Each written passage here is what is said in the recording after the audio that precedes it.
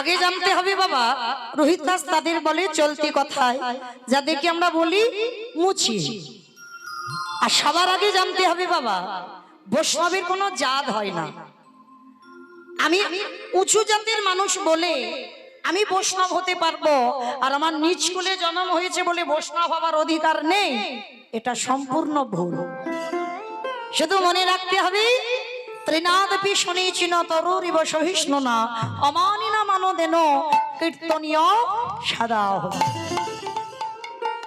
এইটা মনে রাখতে হবে, মনে রাখলেই বৈষ্ণবতা অর্জন হবে। তা এই যে রোহিত দাস, আচ্ছা মা, কি এমন অন্যায় করেছিল, কি এমন ভুল করেছিল যার জন্য ছেলেটা মুচির কোলে জন্মালো? আর কি এমন সুকর্ম করেছিল যার জন্য বাবা ভগবান তাকে বিচার করে বৈষ্ণব সমাজের শ্রেষ্ঠ বৈষ্ণব করলো?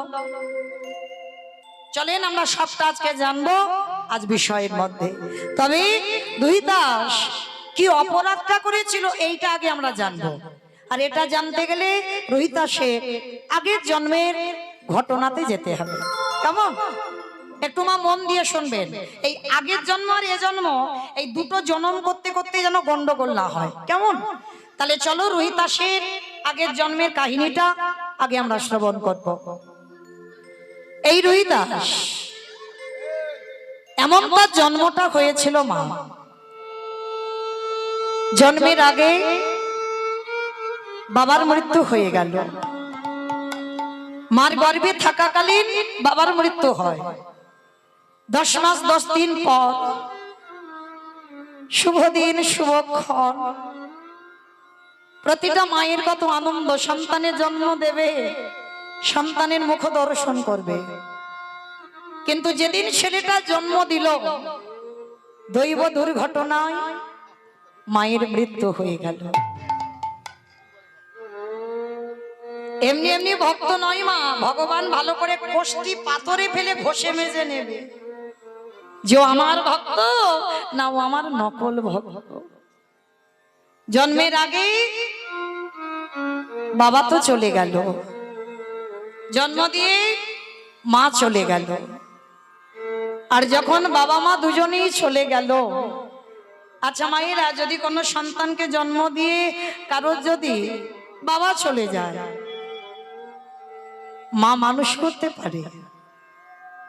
আর জন্ম দিয়ে যদি কারোর মা চলে যায়,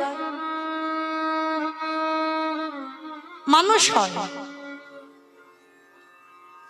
কিন্তু মায়ের মতো করে কেউ মানুষ করতে পারবে না। আর যার বাবা মা দুজনেই চলে যায়, সমাজ তাকে কি বলে? অনাথ। সমাজ তাকে অনাথ বলে। ছেলেটার জীবনটা কেমন গড়লো দেখো। দৈব দুর্ঘটনায় বাবা তো চলে গেল, জন্ম দিতে গিয়ে মাও চলে গেল। গ্রামের লোকজনেরা মায়ের দেহটা নিয়ে শ্মশানে গেল, একদিনের বাচ্চাটাও শ্মশানে নিয়ে গেল। গ্রামের লোকজনেরা বলা বলি করছে, হ্যাঁ রে দিদি, এর বাবা নেই, মাটা তো চলে গেল, তাহলে সন্তানটাকে তুই নে। এ বলে তুই নে, সে বলে তুই নে। কেউ নিতে চাইছে না। কেন জানো? বলে ছেলেটার লক্ষণ ভালো নয়, ও যে বাড়িতে যাবে সে বাড়ি ধ্বংস করে দেবে, ওর লক্ষণ ভালো নয়। আর যার বাবা মা থাকে না,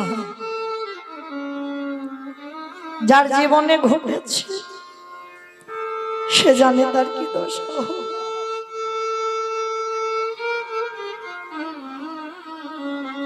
কেউ নিতে চাইছে না, কারণ ছেলেটার লক্ষণ ভালো নয়।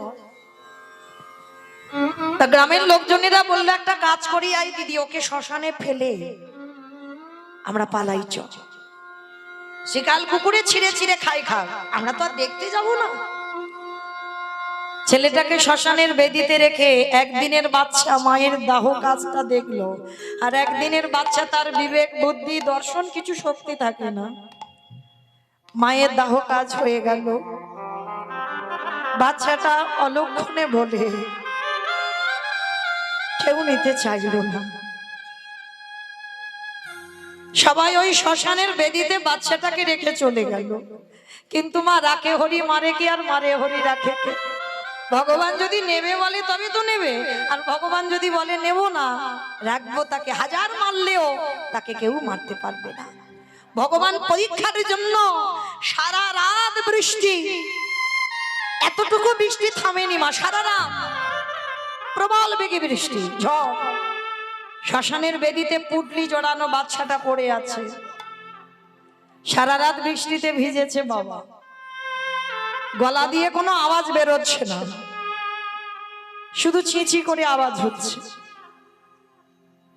আছে মা এরকম পাশানি মা, কত বাচ্চা ছোট ছোট বাচ্চাদের ফেলে চলে যায়, কত বাচ্চাদের নর্দমায় ফেলেও দেয়। বহু বহু মা জগতে আছে,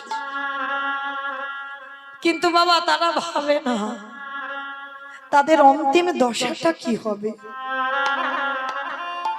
মনে রাখতে হবে শুধু জন্ম দিলে তো মা হয় না, মনে রাখতে হবে আমি জন্ম দিয়েছি সন্তান তার মানে আমি মা না, জন্ম দিলে মা নয়। অনেক মাওরা আছে বাবা, তারা রাক্ষসী দানবী, বোঝা যায় না। তো আজকের ওই একদিনের বাচ্চাটাকে শ্মশানে ফেলে গ্রামের লোক চলে গেল, আর ওই গ্রামের এক বুড়ি মা ভিক্ষা করে খায়, যার কিছু ছিল না, সে ভোরের বেলা ভিক্ষায় আসছে, আর শ্মশানের মাটি থেকে ওই একটা কান্নার আওয়াজ আসছে। তা বুড়ি মা মনে মনে ভাবলো, যাই, আমার মনে হয় শ্মশানে কেউ কাঁদছে, কিন্তু আবার ভয়, মনে হয় কোনো ভূত বেদনির আওয়াজ টাওয়াজ হবে। কিন্তু বুড়িমার তো কেউ ছিল না, অত ভয় ডয়ও ছিল না।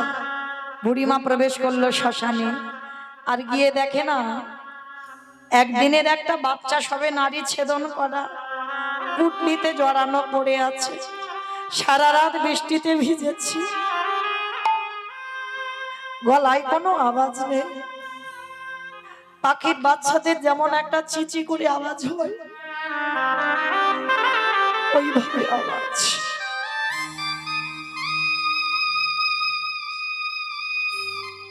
যখন ওই আওয়াজ হচ্ছে, বুড়িমা কোলে করে নিয়ে বলছে, বাবা বাবা বাবা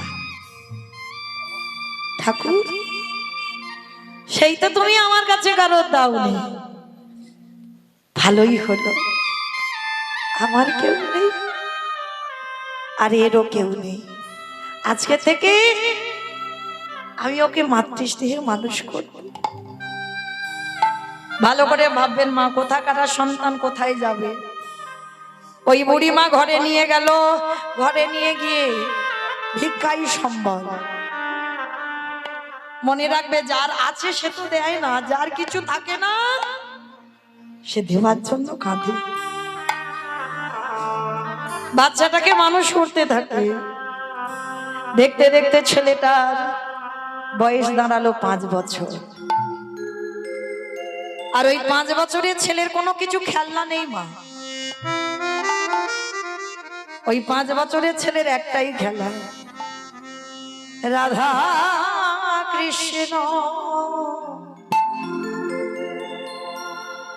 সেবিব।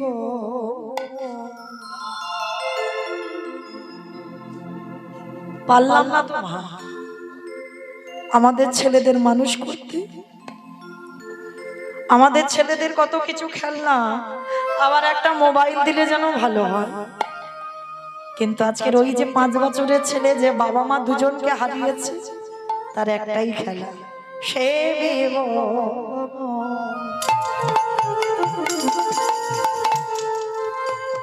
জীবনে মা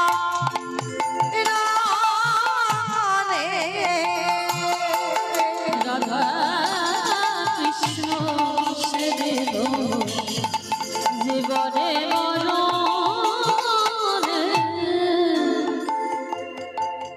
অগো যে স্থানে লীলা করে,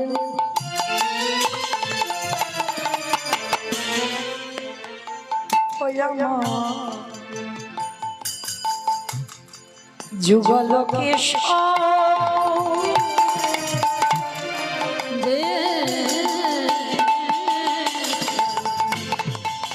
লীলা করে ভালোবেসা সখীর সঙ্গিনী হইয়া সখীর সঙ্গিনী হইয়া তাহের গো রাধা কৃষ্ণ সেবে জীবনে রাধা কৃষ্ণ সেবে জীবনে আজ বৃন্দাবনে নিত্য নিত্য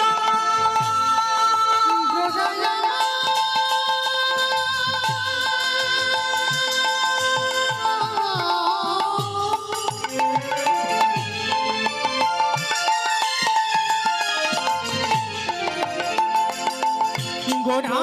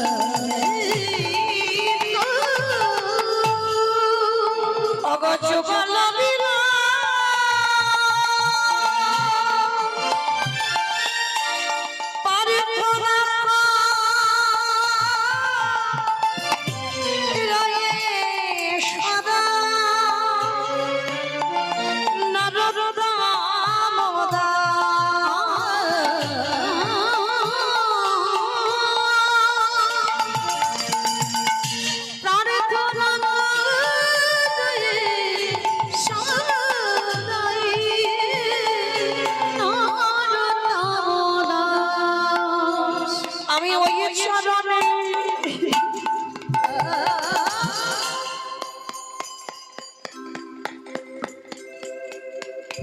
সবে সবে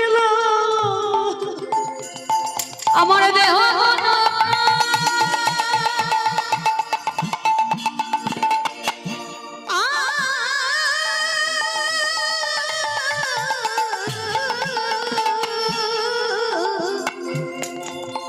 ওই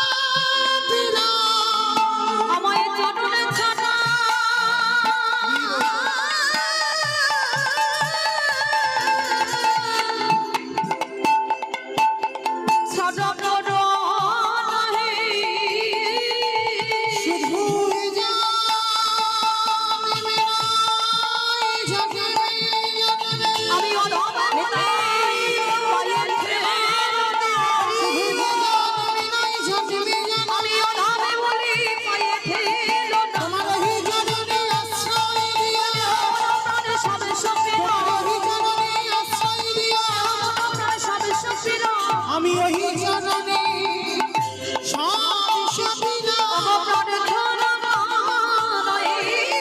সদাই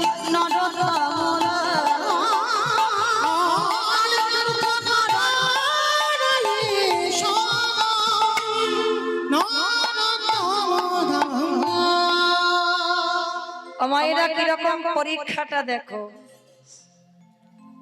ছেলেটা তো বাবা মাটাকে কেড়ে নিল, 5 বছর বয়স হলো, বুড়ি মা মানুষ করলো। 3 দিনের জ্বরে বুড়ি মার মৃত্যু হয়ে গেল। যেই না লোকের বাড়ি খাওয়ার জন্য গেছে, ছোট্ট ছেলেটা সবাই মিলে দূর দূর করে তাড়িয়ে দিচ্ছে। এই বাবা মার প্রাণটা খেয়েছিস, যে বুড়ি মা মানুষ করলো তারও তুই খেলি, আবার আমাদের বাড়ি তো খেতে এসেছিস, কেউ খেতে দেব না। দূর দূর করে তাড়িয়ে দেয়। একটা গাছতলায় বসে বসে কাঁদছে। দয়াময়, আমি বুঝতে পারিনি গো, তোমায় যারা ভালোবাসে, তোমায় যারা ভক্তি করে, তোমায় যারা সেবা করে, তাদের এমনি ঘুরে কাঁদতে হয়। দয়া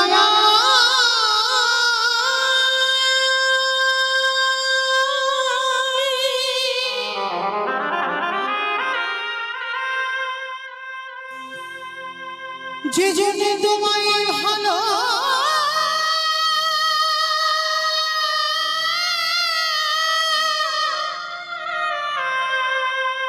তোমায় ভালোবাসে,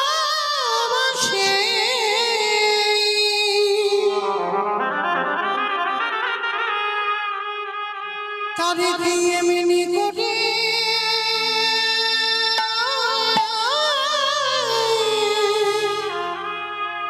কাঁদিতে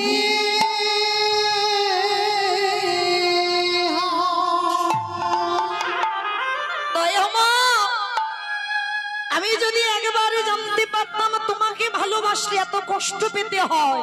নিঠুর নিয়তি কেন সব কিছু কেড়ে নেবে? কেন দিয়েছ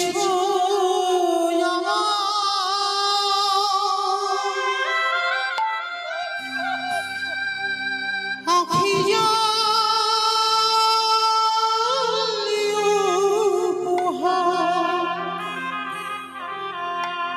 চিরদিন শুধু ব্যথা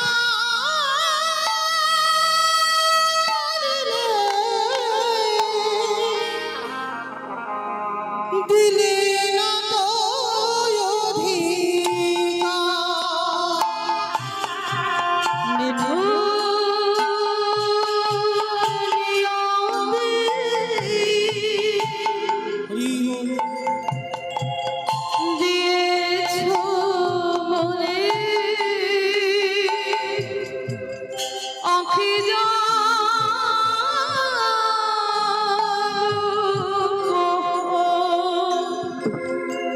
চিরদিন শুধু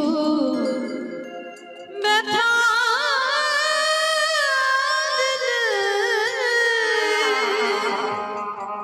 দিলে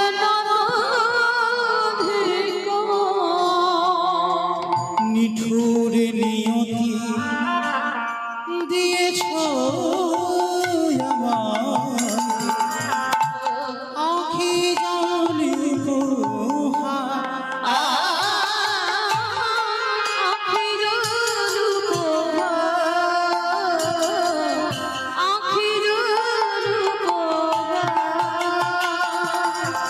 ব্যথা দিয়ে তুমি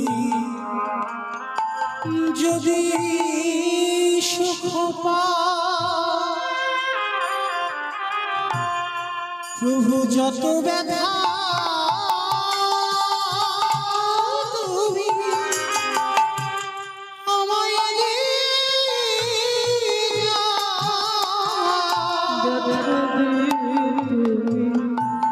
যত সুখ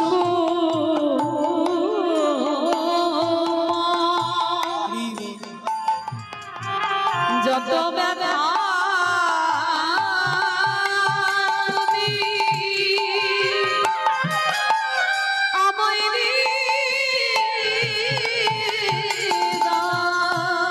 নিঠুর নিয়তি দিয়েছ আমার আখি জাল উপহার।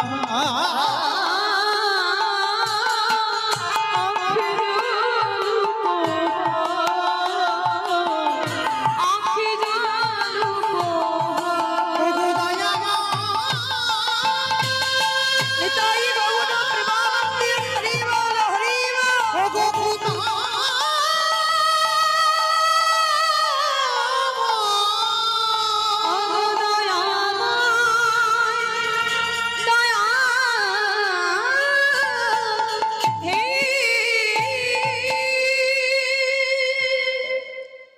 ছোট্ট ছেলেটার যে বুড়িমা মানুষ করলো, সেও চলে গেল চিরজনবীর।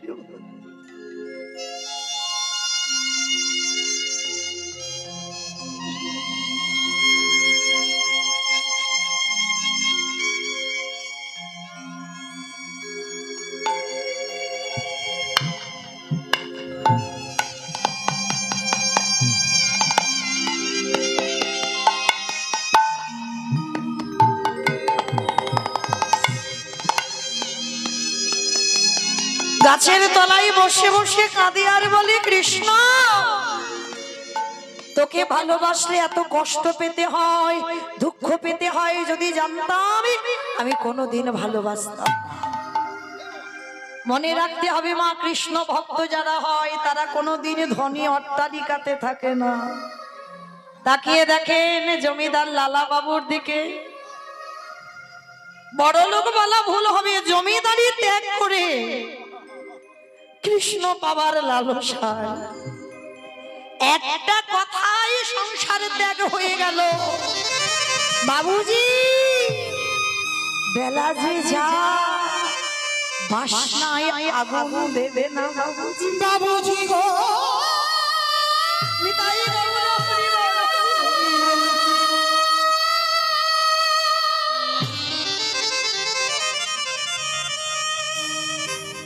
বেলা যে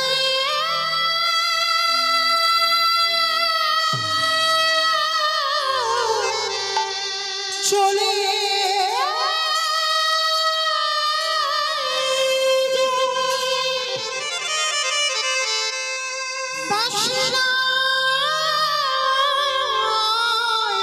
আর সময় রে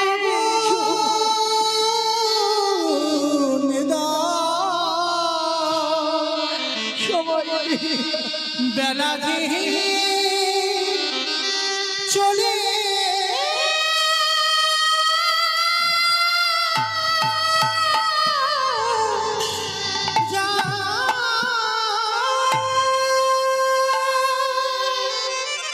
মনে রাখতে হবে বাবা, এই জগতে যত ধন সম্পদ থাকে না কেন, কেউ ধনী নয়।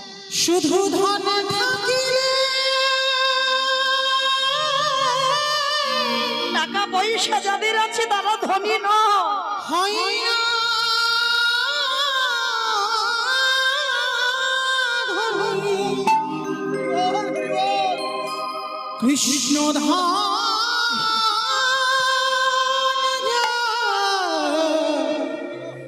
নাই হিয়া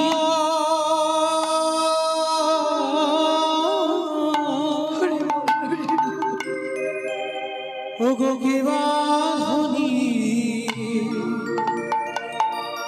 কেবা গরিব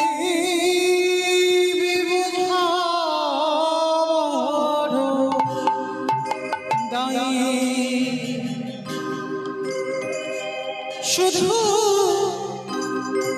ধন থাকিলে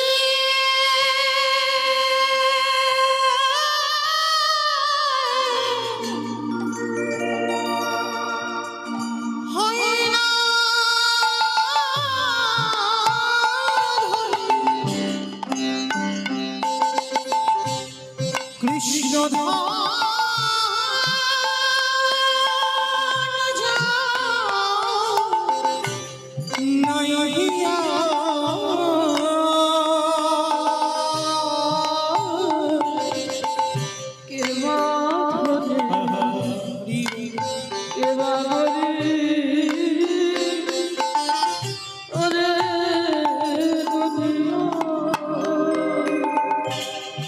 কৃষ্ণ ধনে যা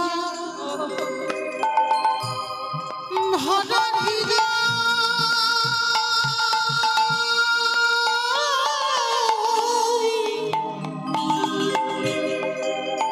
সে যে বড়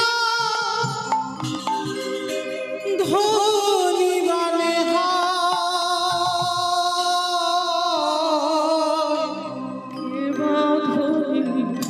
তার সাথে কি তুলনা হয় সারা সময় তার সাথে কি তুলনা সারা বিশ্ব। সে যে প্রেমানন্দে নিতাই গৌর প্রেমানন্দে হরি বল হরি বল। সেদিন প্রেমানন্দে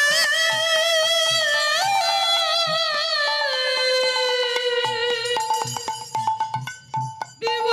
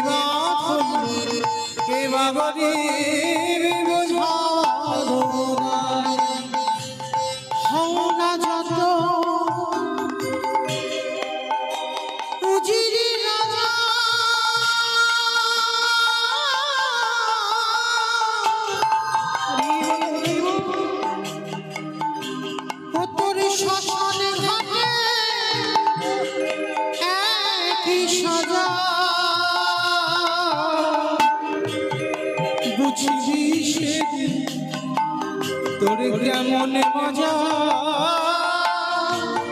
তারে দুনিয়া রে বুঝবি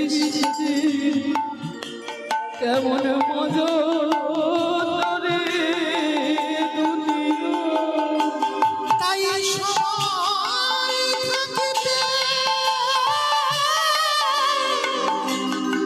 তার নামটি ধরে তাই সময় থাকতে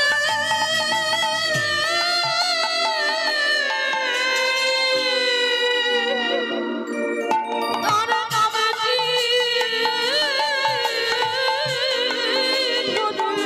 একেবারে প্রেমানন্দে ভেসে বেড়া কেবা ধনী কেবা গরিব বোঝা কে বাঁধবি কে বাঁধবি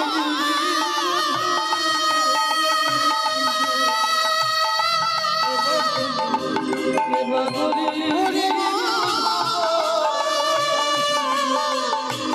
কে বাঁধবি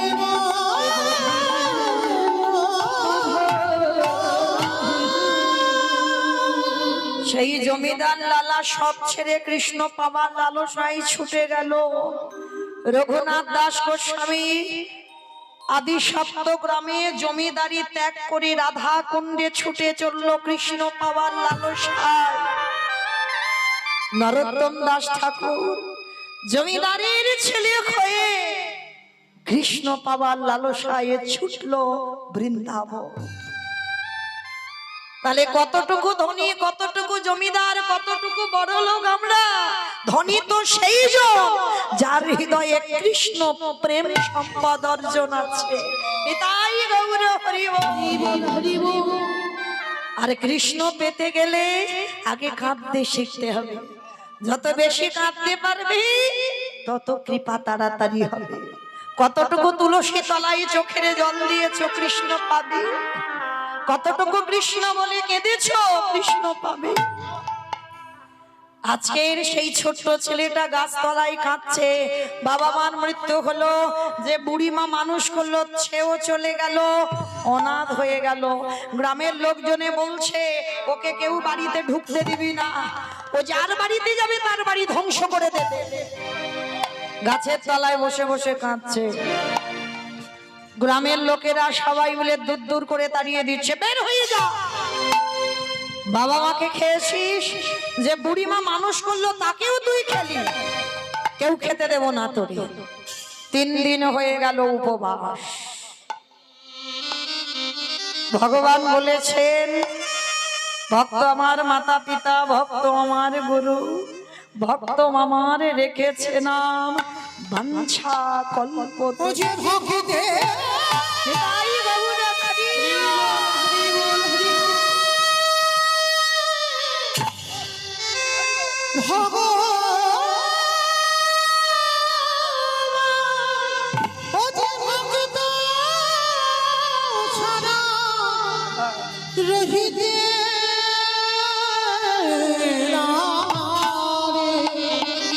তাই তো যুগে যুগে ভক্তির কাছে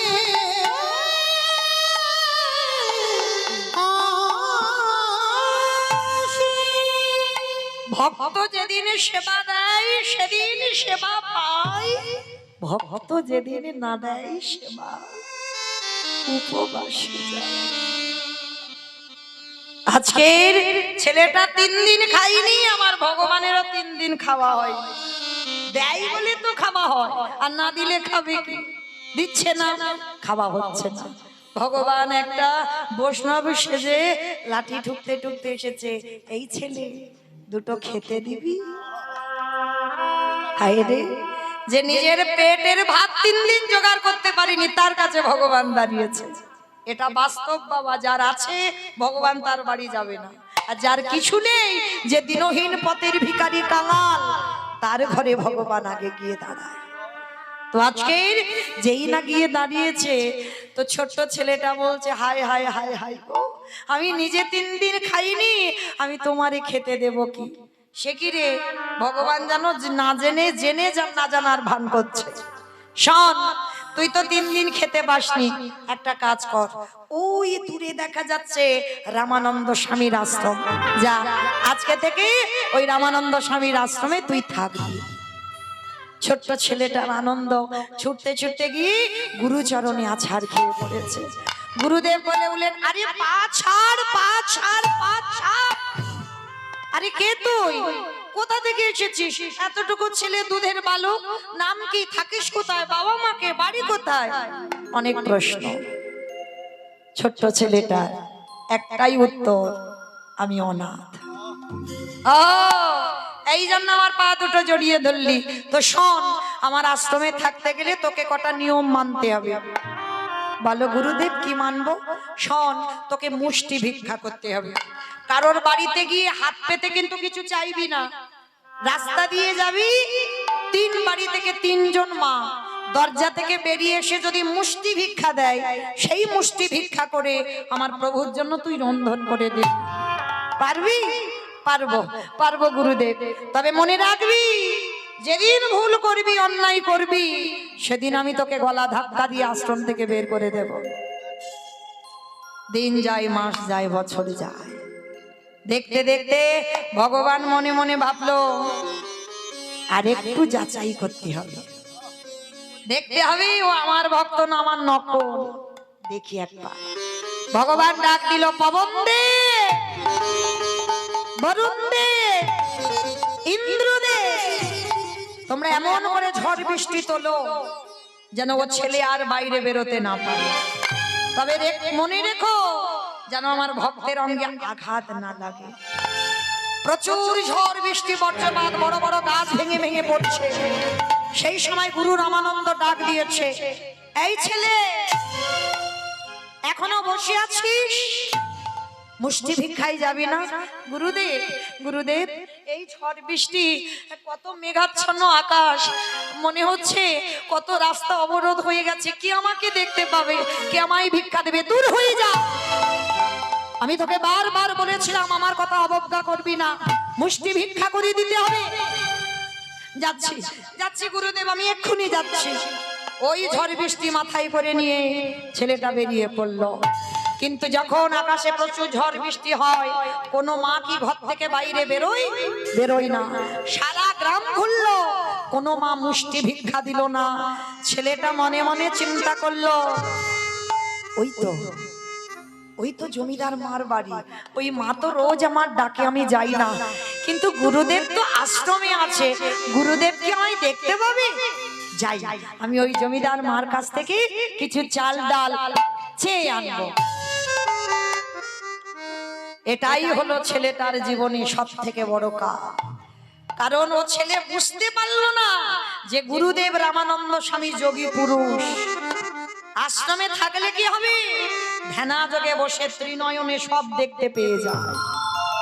জমিদার মার কাছ থেকে চাল ডাল এনে রন্ধন করে গুরুদেবের হাতে তুলে দিল। গুরুদেব যেমন ভোগ লাগায় আজও লাগিয়েছে। দরজা বন্ধ করে গুরুদেব বাইরে সেরে ধ্যানস্থ হয়েছে। প্রতিদিন গুরু রামানন্দ দেখে যে শিষ্য বসে বসে আমার ভগবান প্রসাদ পাচ্ছে, কিন্তু আজকে ধ্যানা যোগে দেখলো আমার ভগবান আসনে বসছে না। কি ব্যাপার? আমার প্রভু আসনে বসছে না কেন? ও, মনে হচ্ছে আমার সেবায় কোনো ত্রুটি হয়েছে। ডালাটা বের করে এনে বাদ দিয়ে নতুন করে পারস সাজিয়েছে, আবার নিবেদন করেছে, আবার ধ্যানা যোগে বসেছে। ভগবান প্রসাদ পাচ্ছে না। প্রশ্ন করলো রামানন্দ স্বামী, এত বড় সাধক ছিল, প্রভু আজকের আসনে বসে তুমি প্রসাদ পাচ্ছ না কেন? দৈববাণী করল ভগবান, রামানন্দ তুই প্রতিদিন মুষ্টি ভিক্ষা দিস বলে আমি তোর আশ্রমে প্রসাদ পাই, কিন্তু আজকে তোর শিষ্য ঘোর অন্যায় করেছে, অযাচিতভাবে লোকের বাড়ি থেকে হাত পেতে চেয়েছে, আর সেই চাওয়া তন্ডুল আমার জন্য রন্ধন করে দিয়েছে। তুই জানিস না যে একবার সন্ন্যাসী হয়ে যায় তার গৃহস্থের প্রসাদ পাওয়া নিষিদ্ধ। তাই আজকের পর থেকে তোর এই আশ্রমে আমি আর প্রসাদ পাবো না। গুরুদেব রেগে গিয়ে ডাক দিল, এই ছেলে এদিকে আয়, আগে শেষে এদিকে আয়। ছোট্ট বাচ্চা এসে বলছে, গুরুদেব গুরুদেব আমায় ডেকেছো, সত্যি করে বল তুই মুষ্টি ভিক্ষায় গিয়েছিস? আর দেখবেন বাবা, যারা ছোট বাচ্চা তারা মিথ্যাটা আগে বলে না, সত্যি আগে বলে ফেলে। ছোট্ট বাচ্চা বলে উঠলো, গুরুদেব গুরুদেব জানো এই মেঘাচ্ছন্ন বৃষ্টি পড়ছে, আমাকে তো কেউ মুষ্টি ভিক্ষা দেয়নি। আর জানো গুরুদেব, আমি এক জমিদার বাড়িতে গিয়ে আমি অনেক চাল ডাল এনেছি, আর যা এনেছি আমাকে এক সপ্তাহের ভিক্ষায় যেতে হবে না। অপদার্থ, তোর এত বড় স্পর্ধা, তুই গুরু বাক্য লঙ্ঘন করেছিস, গুরুদেবের ভজন নষ্ট করেছিস, গুরুদেবের ভজন থেকে সরিয়ে দিয়েছিস।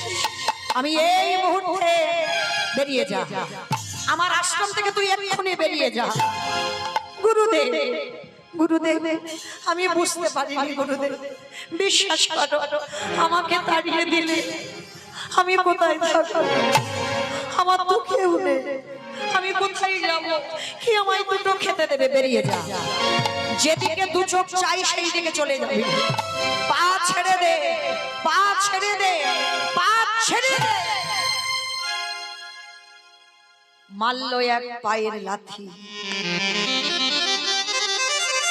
এত জোরে লাথি মেরেছে মা, ছেলেটার পিঠে খড়মের চিহ্ন পড়ে গেছে। ভালো করে অনুভব করবেন মা, কত জোরে লাথি মারলে তবে একটা বাচ্চার পিঠে খড়মের চিহ্ন পড়ে। তবু বাদ ছাড়ছে না, গুরুদেব আমাকে মারো, আমাকে মেরে মেরে ফেলে দাও, কিন্তু গুরুদেব তুমি যদি তাড়িয়ে দাও আমি কোথায় যাব? আমি কার কাছে যাব, কার কাছে থাকবো? তুমি বলে দাও। তবে রে, পা ছেড়ে দিতে বলছি, লাথি মারলাম তবু যাবি না? বেশ, তবে শোন ছেলে, গুরু বাক্য অমান্য করার অপরাধে, আমার কৃষ্ণ ভজন নষ্ট করে দেওয়ার অপরাধে, আমার ভজন নষ্ট করে দেওয়ার অপরাধে আমি তোকে অভিশাপ দিলাম। এই মুহূর্তে তোকে অভিশাপ দিলাম, এর পরের জন্মে তোরে যেতে হবে একটা মুচির ঘরে। শুধু মুচির ঘরে নয়, অভিশাপ দিলাম এই মুহূর্তে তোর জন্ম হয়ে যাচ্ছে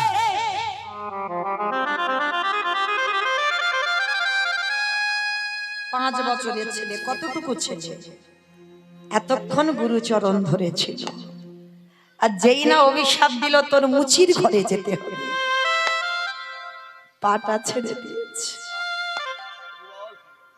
ওগো দয়াল গুরুদেব, আমার উৎস কুলে জন্ম দাবার নিজ কুলে জন্ম দাও, আমার যে কুলে জন্ম দাও না কেন, আমি রাম জানি না, নারায়ণ জানি না, কৃষ্ণ জানি না। হে দয়াল গুরুদেব, আমি মুচি কুলে যাব বটে গুরুদেব, আমি যেন গুরু গুরু চরণ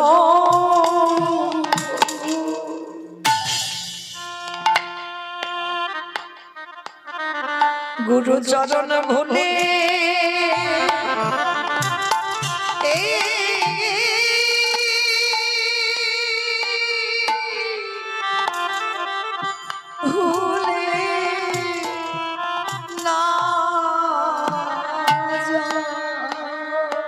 আমার যে কুলে জন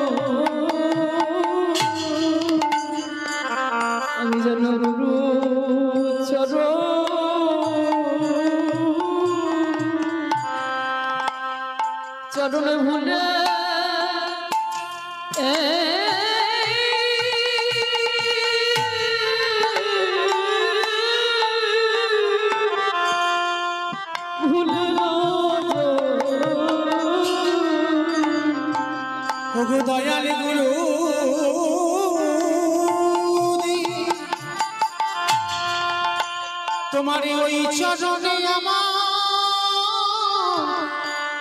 এই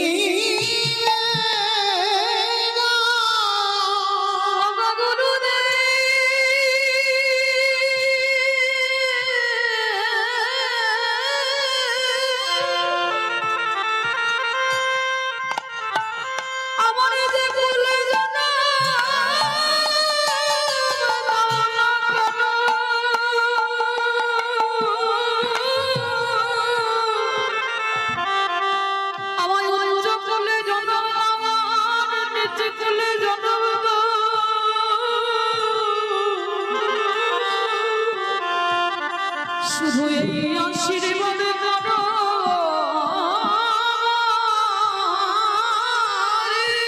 দয়াল গুরুদেব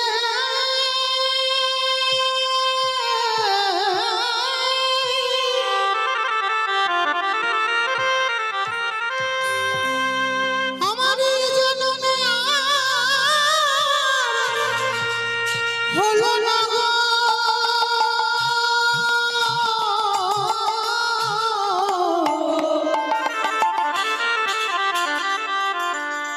পর জন্মে বলে যদি কিছু থাকে ও গো গুরুদেব আমি নিবেদন জানাই রাখি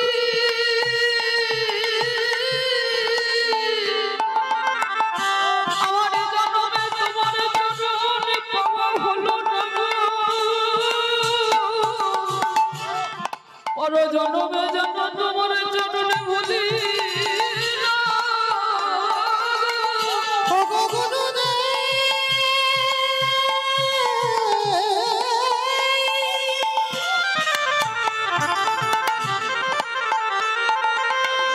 যে ফুলে জানা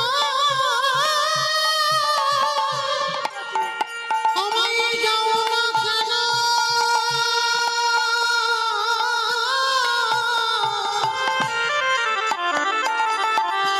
সেই জন্মে পেয়ে গুরু চরণ যেন আমি ভুলে ভুলে না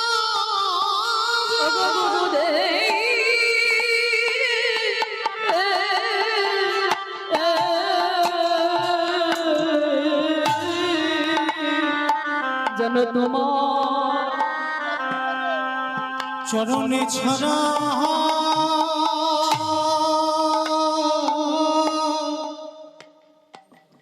ছাড়া করো ও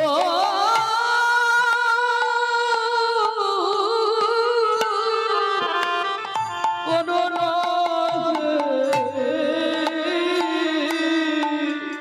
তোমারই ওই চরণে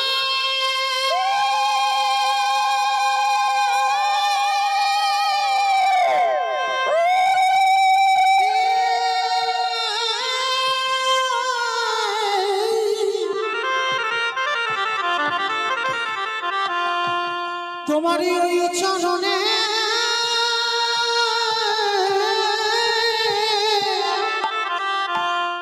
আমি জানাইয়ে রাখলাম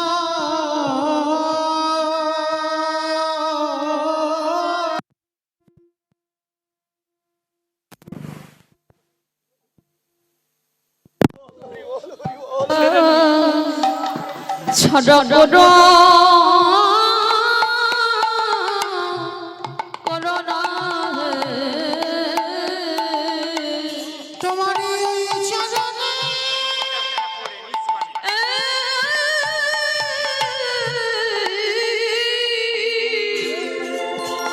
আমার ওই চরণে আমি জানাই রাখলাম ও গো দয়াল গুরুদেব আমি নিজে কুলে মুছে কুলে যাব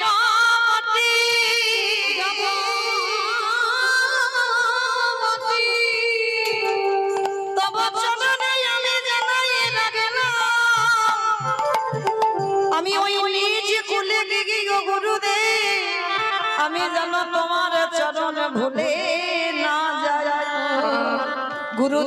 শুনে বলল খোকারে আমি লাঠি মারলাম, আমি অভিশাপ দিলাম, তবু তুই আমার চরণ ছাড়িলি না রে। আমি তোরে আশীর্বাদ দিলাম, তুই কৃষ্ণ ভজনে অধিকার পাবি। আমি এই আশীর্বাদ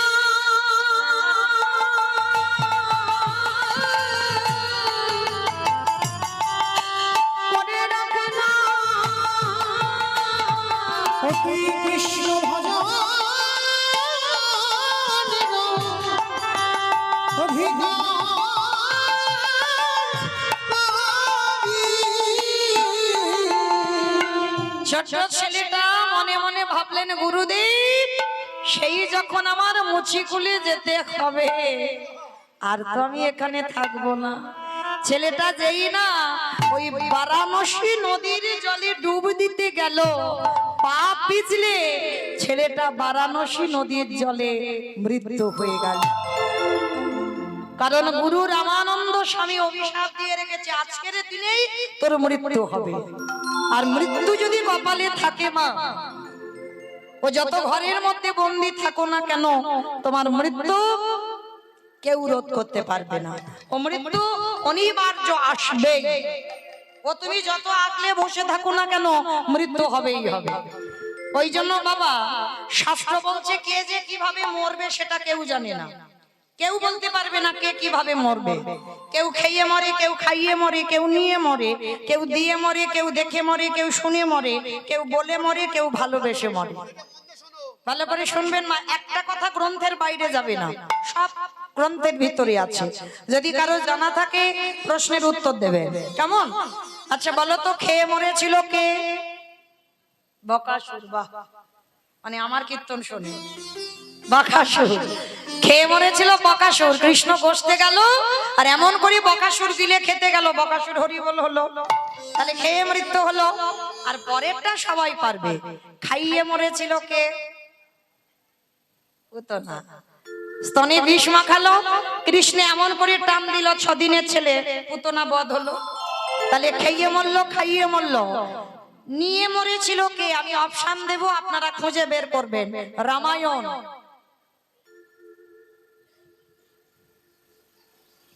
ভুলে গেছো? বলো বলো, আমি অপশন দিয়েছি। রামায়ণ নিয়ে মরেছিল। ভাবতে হবে, শুধু আমি একা ভাববো? রাবণ নিয়ে মরেনি। 1 লক্ষ ছেলে আর 1.25 লক্ষ নাতি, বংশে বাতি দেওয়ার মতো কেউ ছিল না, তাহলে নিয়েই তো মরলো। তাহলে খেয়ে মরলো, খাইয়ে মরলো, নিয়ে মরলো।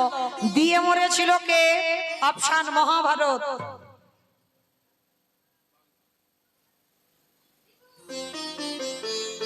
কর্ণ কবচ কুণ্ডল দিল না, ওই জন্য তো কর্ণ বধ হলো কুরুক্ষেত্রের মাঠে, না হলে হতো না। তাহলে দিয়ে মরলো, তাহলে খেয়ে মরলো, খাইয়ে মরলো, নিয়ে মরলো, দিয়ে মরলো। শুনে মরেছিল কে? মহাভারত।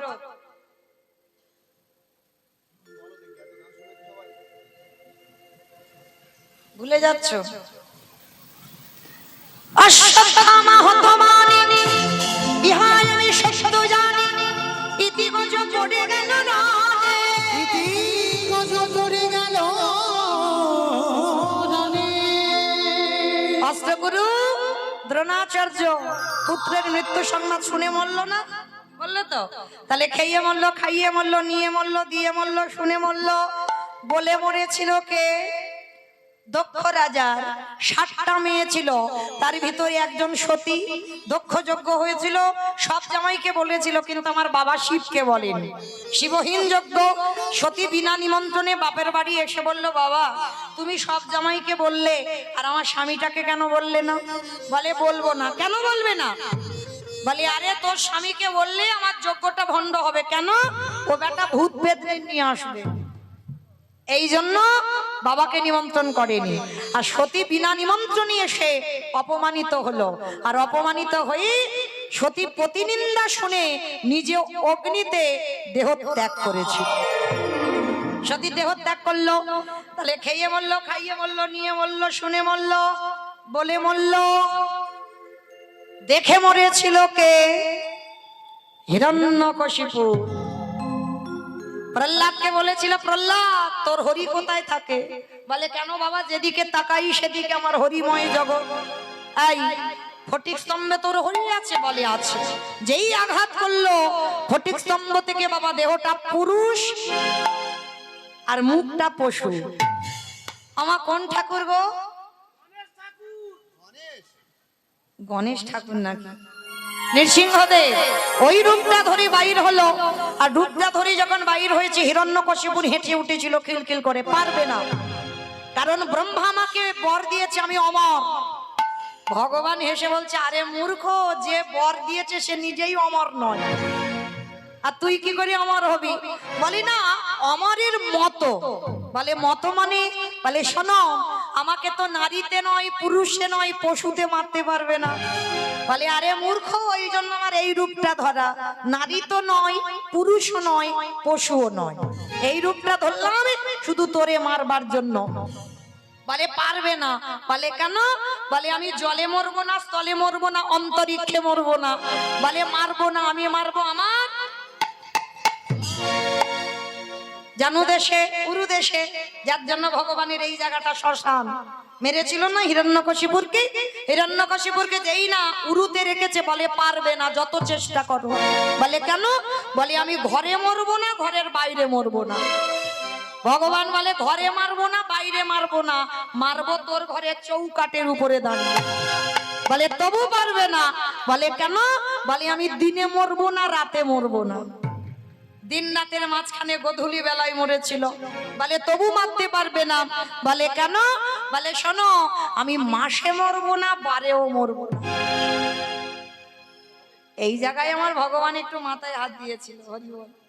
মাসে মরবে না, বারে মরবে না। আমার কোন মাসকে মাস বলে না, কোন বারকে বার বলে না? মল মাস, পুরুষোত্তম মাস। আমার কথা নয়, মহাজনগত পন্থা। এই পুরুষোত্তম মাস মানে চলতি কথায় বলছি মল মাস। এই মল মাস সৃষ্টি করেছিল হিরণ্যকশিপুরকে মারবার জন্য। তাহলে খেয়ে মরল, খাইয়ে মরল, নিয়ে মরল, দিয়ে মরল, শুনে মরল, বলে মরল, দেখে মরল। আর একটা বাকি আছে, ভালোবেসে মরেছিল কে? বলো। আমি বলেছি গ্রন্থের বাইরে যাবে না, ও ঋতুপর্ণা। মানে সারা 24 ঘন্টায় ও সিনেমায় ডুবে থাকে। মানে ফোনটা ওই করে করে শেষ, মানে সারাক্ষণ গাড়িতে ওই সিনেমা। হ্যাঁ, ঋতুপর্ণা মরেছে, সেই বইটাই মরেছে। হরি বল। ভালোবেসে মরেছিল রাজা দশরথ। তাকে ভালোবেসেছিল মা? রামকে? কইকেই মাকে। দশরথের 750 বউ ছিল, ভগবানের 16,108টা, রাবণ রাজার ছিল 10,000, আর দশরথের ছিল 750। বললে সারা রাতে ফুরাবে না। কেন যে বিয়ে করেছিল এর একটা কাহিনী আছে বাবা, কিন্তু এখন বলবো না, সব বলে দিলে হবে না। হরি বল। পরে বলবো, আবার তো আসবো, সাগরপাড়া, নরসিংহপুর সব আছে। রাধে। একটু যদি কিছু না রাখি, সব যদি এক জায়গা বলে দিই, তাহলে সেগুলোই কি করব? তো চলো, এই 750 বউয়ের মধ্যে 3টে প্রধান, কৌশল্যা, কৈকেয়ী, সুমিত্রা। আর 3 জনের মধ্যে সব থেকে একজনকে বেশি ভালোবাসতো, সেটাকে কৈকেয়ী মা। অনেকে আছে না বাবা একটু বউ পাগল মতো, বাস্তবে আছে দেখবেন। মানে যেখানে যাবে বউর সঙ্গে সঙ্গে যাবে, যেখানে যাবে বউকে নিয়ে যাবে। দশরথ যুদ্ধে যাবে, সেও কৈকেয়ী মাকে নিয়ে যাবে। আর কায়দা করে 2টো বর চেয়েছিল। প্রথমবারই ভরত রাজা হবে, দ্বিতীয়বারে রামে যাবে 14 বছর বনবাস। আর এই যে 2টো বর কায়দা করে চাইলো, রাম যখন বনবাসী হলো, দশরথ কেঁদে কেঁদে অন্ধ, আর অন্ধ হয়ে বিছানায় পড়ে একটা অভিশাপ দিয়ে গেছে। বলবো?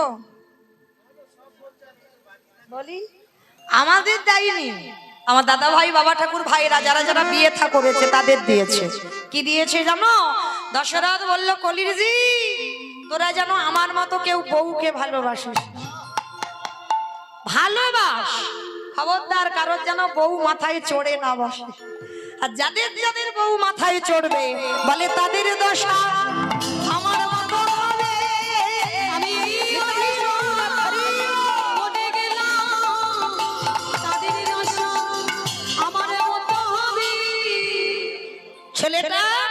আজকে যেই না বাবা স্নান করতে গেল পা পিছলে ছেলেটা জলে ডুবে গেল।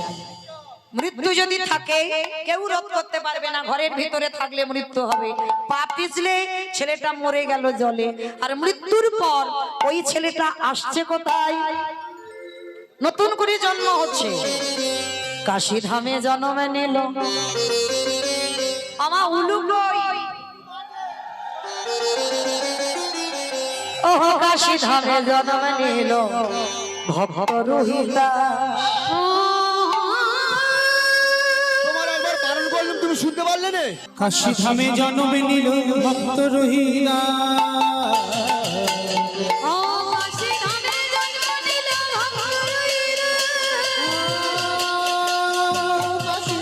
জন্ম নিল ভক্ত রহিলা।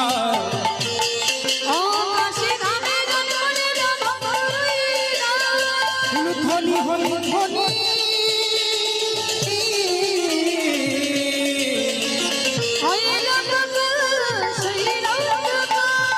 ধ্বনি হলি ধ্বনি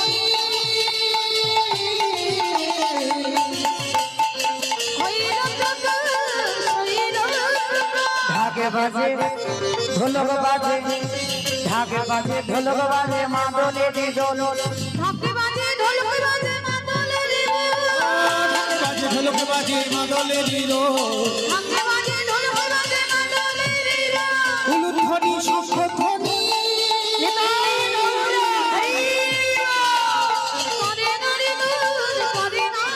তাদের আনন্দ আর ধরে না। ভক্তের আমির ভাবে, ভক্তের আমির ভাবে।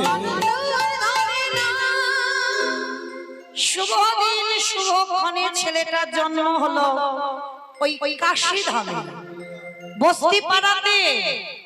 বাবা ছেলেটার নাম রুইদাস নয়, এটা তো টাইটেল। যেমন আমার নাম মৌমিতা ঘোষ মন্ডল, ওটা টাইটেল। তাহলে এই যে রুইদাস রুইদাস বলছি না, এটা টাইটেল, এটা নাম নয়। এ ছেলেটার নাম হলো বাল্মীকি রুইদাস। ছেলেটার নাম হলো বাল্মীকি রোহিদাস। রোহিদাসটা হচ্ছে টাইটেল, আর জগতে প্রচার হয়ে গেল ওই রোহিদাসটা হচ্ছে ছেলেটার নাম। না, টাইটেলটা নামে পরিণত হয়ে গেছে।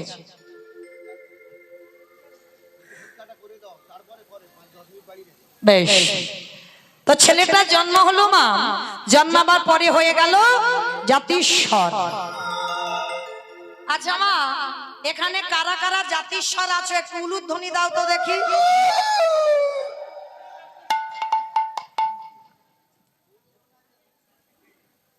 কেউ নাই?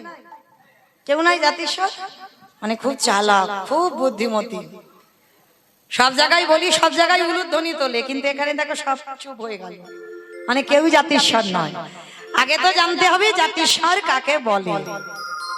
যাদের আগের জন্মের কথা সবকিছু মনে আছে তাদেরকে বলি জাতিস্বর। কি গা মায়েরা, মনে আছে কারো? মনে থাকলে কি আর বাঁচতো গো? মনে থাকলে আর বাঁচতো না। তাহলে চলো, ছেলেটার জন্ম হলো, জন্মাবার পরে জাতিস্বর হলো। আর জাতিস্বর এমন হয়েছে মা, সেই আগের জন্মে গুরুদেব রামানন্দের কথা কিছুতে ভুলতে পারছে না। 12 দিন হয়ে গেল ছেলে শুধু কেঁদে যাচ্ছে। গ্রামের লোকজনেরা এসেছে, ও দিদি ছেলে এত কান্নাকাটি করে, চল না একটু রামানন্দ স্বামীর কাছে নিয়ে যাই। মায়েরা মনে রাখবেন, ছেলেটা মরে হয়েছে রুইদাস, কিন্তু রামানন্দ স্বামীর এখন মৃত্যু হয়নি, রামানন্দ স্বামী জীবিত। তা যেই না রামানন্দ শুনেছে, বৈদ্য কবিরাজ করে যে ছেলের কান্না থামে না, সেই ছেলের বাবা রামানন্দ নামটা শুনে কান্না থেমে গেছে। হ্যাঁ রে দিদি, মনে হয় ছেলেটা রামানন্দ ঠাকুরের কাছে গেলে ভালো হবে, চল চল চল চল। 12 দিন মাত্র বয়স রুইদাসের। আজ বাবা মা কোলে করে নিয়ে ওই গুরু রামানন্দ স্বামীর কাছে গেল।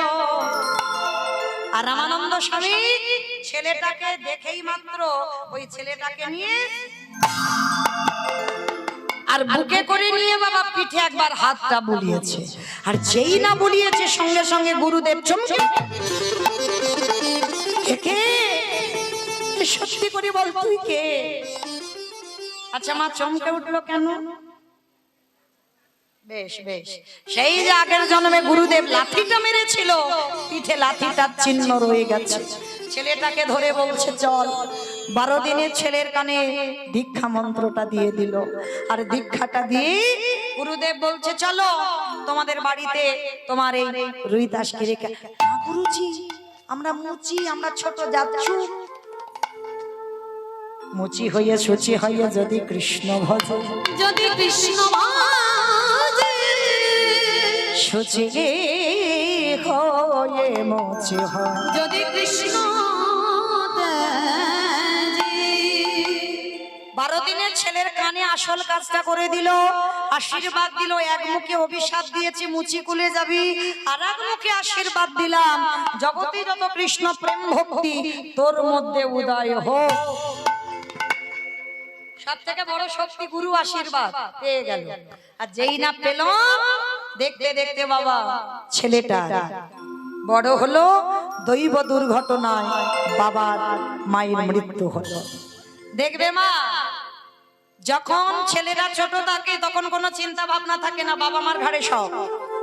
আর বাবা মার মৃত্যুর পর তখন তো কাঁধে বাবা একটা চাপে দায়িত্ব। আর রুহিদাসের বাবা মার মৃত্যু হয়ে গেল, কি করে সংসার চলবে? এই রুহিদাস শুরু করেছে বাবা নতুন করে একটা ব্যবসা। কি ব্যবসা? আর এই রুহিদাসের ছিল মা জুতোর ব্যবসা। তবে আমরা যে ব্যবসায়ী বাবা, আমরা তো লাভ খুঁজি, মানে কতটা রোজগার বেশি করা যাবে, আমরা এই রকম ব্যবসায়ী। কিন্তু রুহিদাস সেই রকম ব্যবসায়ী নয়। রুহিদাসের ব্যবসাটা কেমন না, রুহিদাসের ব্যবসাটা হলো বাবা প্রতিদিন 2 জোড়া করে জুতো বানায়। 1 জোড়া জুতো বিনা পয়সায় ফ্রিতে দিয়ে দেয় ভক্ত সেবায়, আর 1 জোড়া জুতো বিক্রি করে রুহিদাসের সংসার চলে। এত ভজন ছিল রুহিদাসের। তো একদিন আমার ভগবান বসে বসে চিন্তায় পড়েছে যে ছেলেটা তো মুচি, ছোট যা, সমাজ যাকে বলে, কিন্তু ওকে জাতে তুলবো কি করে। ভগবান চিন্তায় বসেছে, আর চিন্তায় বসে মনে মনে চিন্তা করলো দাঁড়াও, ছেলেটাকে একটু কৃপা করতে হবে। কিরকম কৃপা? বলে কিরকম কৃপা করতে হবে? বলে দাঁড়াও, আজকের ওই ছেলেটাকে একটু জাতে তুলতে হবে। মায়েরা কি করে যাতে তুলবে? এমন সময় 5 পাণ্ডবদের মধ্যে যুধিষ্ঠির মহারাজ এসে বলছে, সখা কৃষ্ণ, ও সখা, এখন এমনি করে দাঁড়িয়ে রইলে? আচ্ছা তুমি তো জানো পিতামহ ভীষ্মকে সরসজ্জায় দিয়েছি, অস্ত্রগুরু দ্রোণাচার্যকে বধ করেছি, 100টা ভাইকে বধ করেছি, ভগ্নিপতিকে বধ করেছি, তাতে তো পাপ হয়েছে। রথী মহারথীরা সব দেহত্যাগ করেছে, পাপ হয়েছে। তা ভগবান চালাকি করে চতুরালি করে বলছে, হ্যাঁ তা তো একটু হয়েছে কৃষ্ণ, তাহলে সকল পাপ থেকে মুক্তি পাবো কি করে? এটা ভগবানের ছলনা। বলছে শোনো, মুক্তি যদি পেতে হয় তোমাদের একটা কাজ করতে হবে। কি কাজ? না তোমাদের বৈষ্ণব সেবা দিতে হবে। বলি সখা তুমি যে কি বলো না, ও তো একবার দিয়েছিলাম, রাজস্বই যজ্ঞ করলাম, আবার কিরকম বৈষ্ণব সেবা দেবো? বলে শোনো, বৈষ্ণব সেবা দিয়েছো কিন্তু প্রকৃত বৈষ্ণব সেবা হয়নি। এই যখন বৈষ্ণব সেবা দেবে, প্রত্যেকের গ্রাসে গ্রাসে স্বর্গে জয় ঘন্টা বাজবে, আর যখনই স্বর্গে জয় ঘন্টা বাজবে তখন জানবে তোমরা সকল পাপ থেকে মুক্ত। তবে হ্যাঁ, আর একটা কথা, যে কেউ গেলে হবে না, যেতে হবে তৃতীয় পাণ্ডব অর্জুন। বলে যেতে হবে তৃতীয় পাণ্ডব অর্জুনকে। তাই এবার অর্জুন এসে হাজির হয়েছে, সখা আমি যাব বটে, ও বেটা যাতে আমার ওই মুচির ছেলে ধারে কাছে আসতে না পারি তার একটা ব্যবস্থা করব। তা এইবার কৃষ্ণ চরণ ধুলাটা নিয়ে আজকের অর্জুন যাচ্ছে কোথায়? বেদনা হারে জয় শ্রী মুরারে, নম নম প্রভু নম নম। বেদনা হারে জয় শ্রী মুরারে, নম নম প্রভু নম নম। সন্ধ্যা সকাল ডাকি যে তোমাকে, সন্ধ্যা সকালে ডাকি যে তোমারে, মহমহিনী বেদনা হারে নিতাই গৌর প্রেমানন্দে, হরি রাম প্রভু নম নম।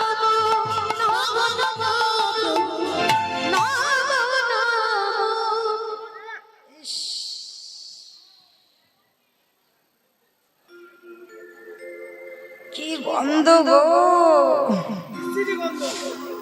ও কোথা থেকে এলো বলো তো হঠাৎ গন্ধটা? বাবা গো বাবা! ও কোথা থেকে গন্ধটা? এই দিক থেকে? বাহ, কত বুদ্ধিমান! গন্ধ এখানে হবে কেন? এখানে তো সুবাস, এত সুন্দর ফুল দিয়ে সাজানো প্রভুর প্রসাদ। এখানে গন্ধ নয়, গন্ধ কোথায় না কাশীধামে বস্তিপাড়া মুচিপাড়া থেকে আসছে। হরি বল। আর অর্জুন গিয়ে দাঁড়িয়েছে একেবারে রুহিদাসের সেই তালপাতার কুড়ে ঘরের দরজায়। আর রুহিদাস হাতে করে কামে মুখে বলে না, কি গো আমরা বলি না কখন নাম করব, ছেলে পুলে মানুষ করব, রান্না বান্না করব, না কখন কি করব? ভগবান বলছে হাতটা দিয়েছে কাজের জন্য আর বদনটা দিয়েছে নাম করবার জন্য। বদন তো কাজের জন্য নয়।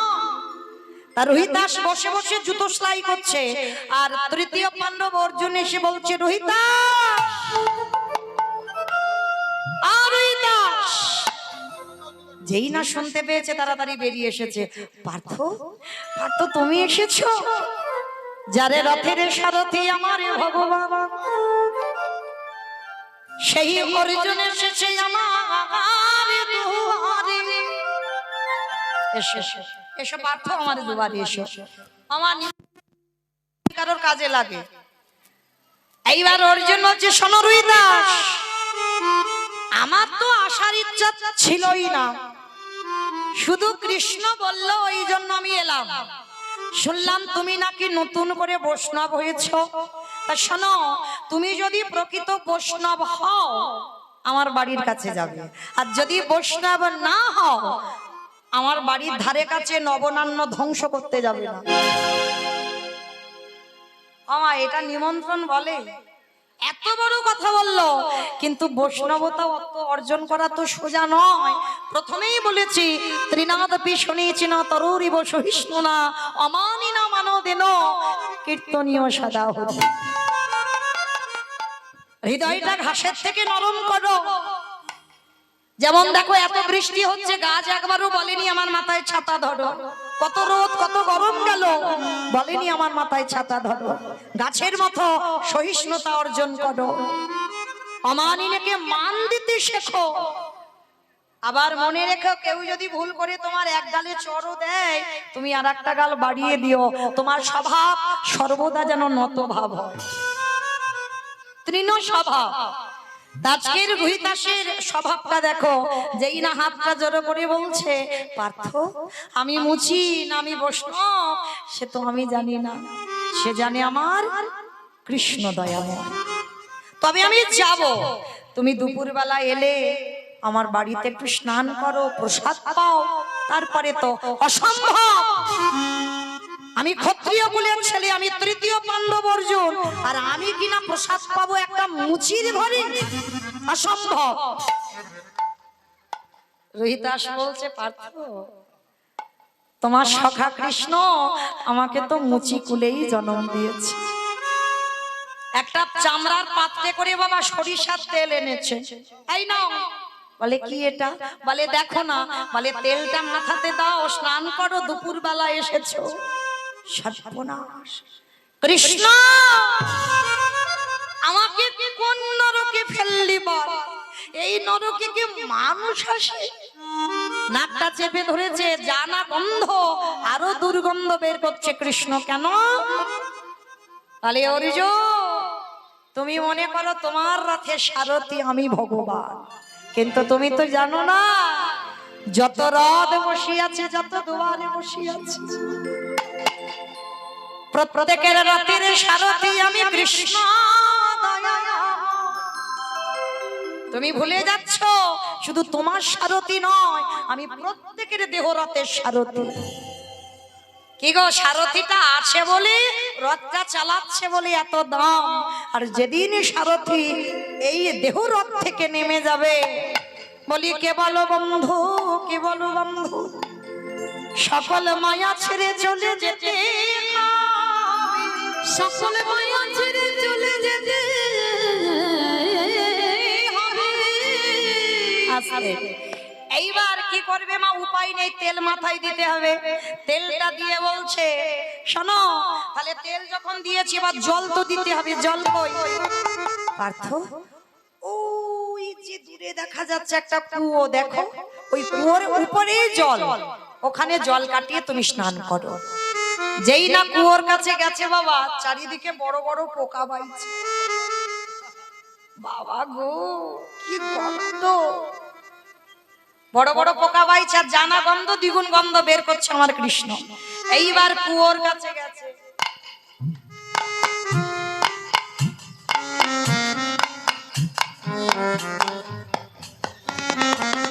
যেই না কুয়োর কাছে গেছে বাবা, দেখে না উপরে চামড়া ভেসে আছে, মানে চামড়া ভিজানো। রোহিতা, জল কই? বলে পার্থ একটু কাঠি দিয়ে চামড়াগুলোকে সরিয়ে দাও, দিয়ে ঘটি দিয়ে জলটা কাটাও। হায় হায় হায় হায়, ওমা চামড়া যদি জলে ভিজানো হয় কিরকম হবে? হায় হায় হায়। এইবার যেই না অর্জুন আমার ওই জলের কাছে গিয়ে কাঠি দিয়ে সরিয়েছে, আর সবে ঘটিটা নিয়ে সবে মাত্র জলটা কাটাতে যাবে, দেখে কিনা জলের ভিতরে আমারই মকর বাহিনী গঙ্গা বসে আছে। গঙ্গা বসে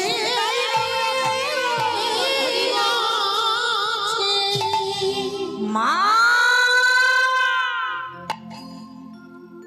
কি তুই শেষ পর্যন্ত কুয়ো? ও মা, তা এত খাল বিল নদী নালা সাগর সমুদ্র থাকতে ও মা, তা তুই কুয়োতে কেন পড়ে আছিস মা? মা কুয়োর তলার নিচে চলে গিয়ে বলছে অর্জুন তুই আমাকে ছুবি না, তুই হচ্ছে পাপী। আমি পাপী? বলে তুই শুধু পাপী নস, তুই হলি মহাপাপী।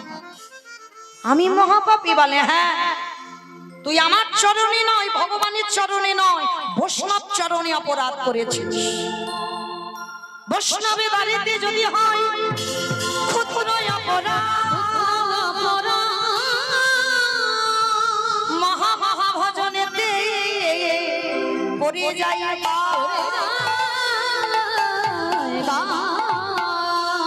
বৈষ্ণবে দেখে যে বানানো ভাই মুন্ড, তার মুন্ড পড়ে যায় নরকের কুণ্ড। বৈষ্ণবী অপরাধ করে যে গঙ্গা স্নানে যায়, পতিত পাবনী গঙ্গা তারে রেখে দূরে সরে যায়।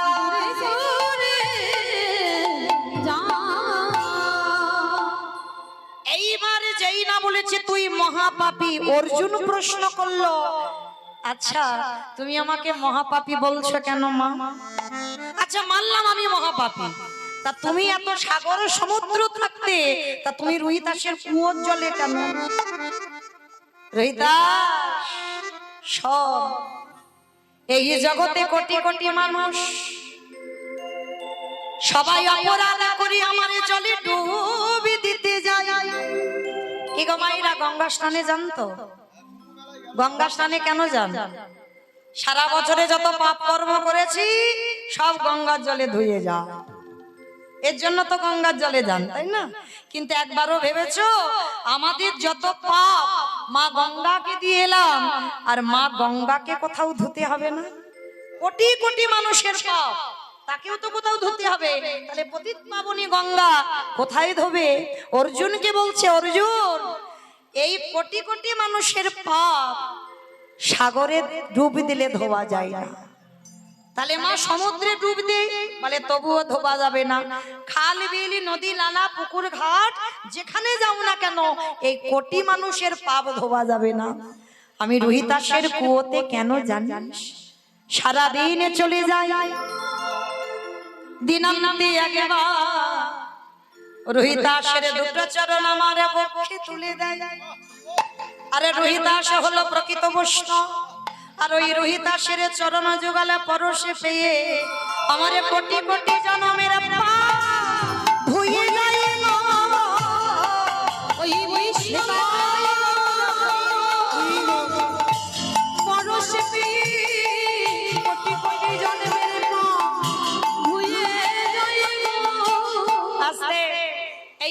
লক্ষ্য করেন, যেই না অর্জুন বুঝতে পেরেছে নিজের ভুল, রুহিতাসের চরণে গিয়ে ষষ্ঠাঙ্গে দণ্ডবত প্রণাম। রুহিতাস, আমায় ক্ষমা করে দাও, তুমি যাবে, আমার বাড়ির নিমন্ত্রণ রইল। বলে না, যাবো তো তখন আমার বাড়ি প্রসাদ পাও, শাক সিদ্ধ অন্ন, বড় কাঙাল তো, প্রসাদ দিয়েছে। অর্জুন বলছে ওইভাবে প্রসাদ পাবো না, আগে তুমি প্রসাদ পাও, তোমার ওই উচ্ছিষ্ট প্রসাদ তুমি একবারে আমায় দাও। ভগবানকে নিবেদন করলে প্রসাদ হয়, আর ওই প্রসাদে যখন ভক্ত সেবা করে, ওটা মহা মহা মহা প্রসাদ। তাই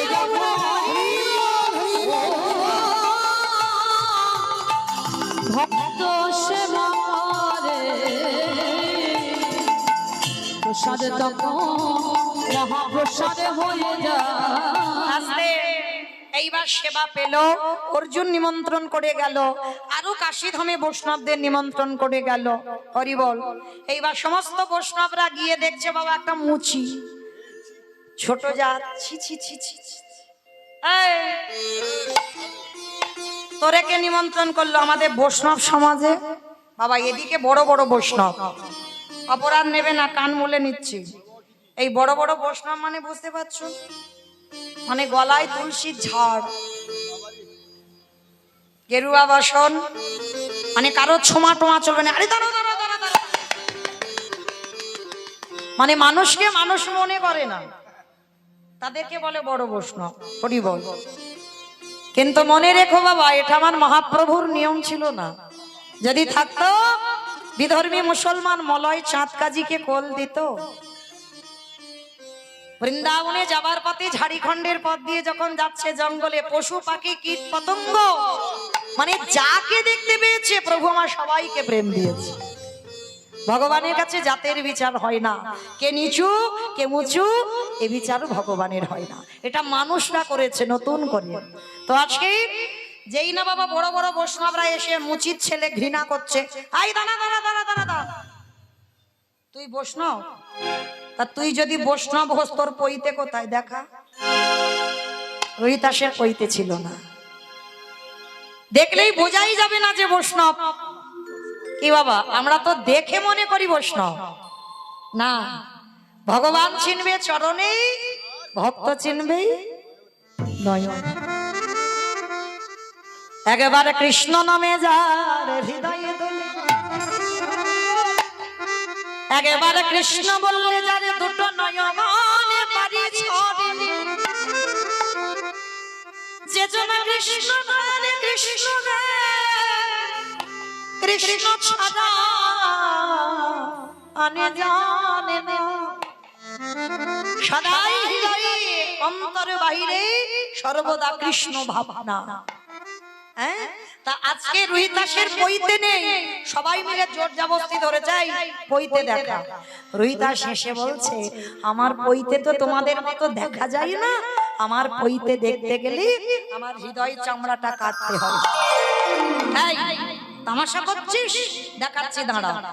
ওই নামাবলীটা রুহিতাসের গায়ে আছে, সবাই মিলে মানে জোর জবরদস্তি করে বাবা ওই নামাবলীটাকে টেনে নিচ্ছে, আর ভগবান দাঁড়িয়ে দাঁড়িয়ে মুচকি মুচকি হাসছে। বলে দেখেছো, ও মুচি বলে কত ঘৃণার চোখে দেখছে। বলে দেখাচ্ছি মদা, দাঁড়া। সবাই মিলে জোর করে নামাবলীটা টেনে নিল। আমাইরা পইতে কিসের হয়? লোহার পইতে হয়, মানে ভাবতে পারছি। আর খিচুড়ি স্কুলেও যাই সুতো, তাই তো? আচ্ছা, সবাই আমরা জানি তো। আজকে যেই না নামাবলীটা কেড়ে নিয়েছে, অমাইরা আমরা জগতে সবাই জানি পইতে সুতোর হয়। আর এই বড় বড় বৈষ্ণবরা রুহিতাসের গলদেশে দেখছে, আজ সোনার পইতা ঝলমল করে,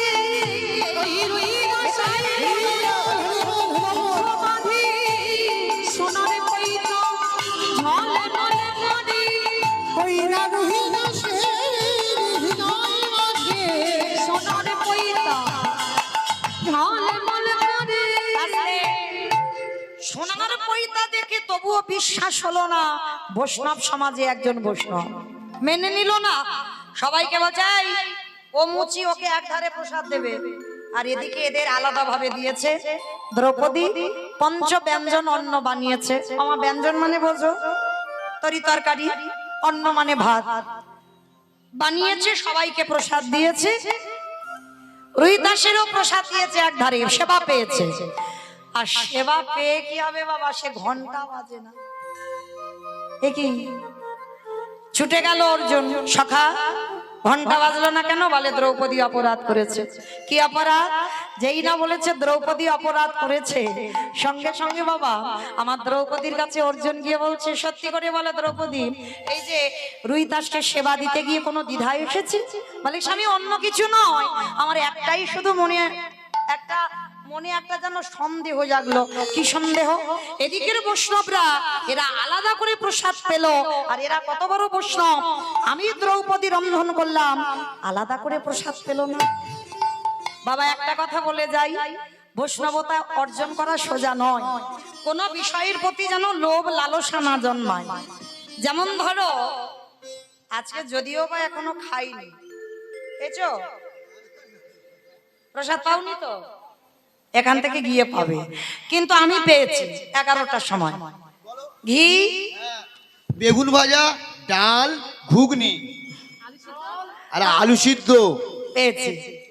আচ্ছা এরা তো পাইনি, আমরা দুজন না তিনজন পেয়েছি। এই কোনটা ভালো হয়েছে?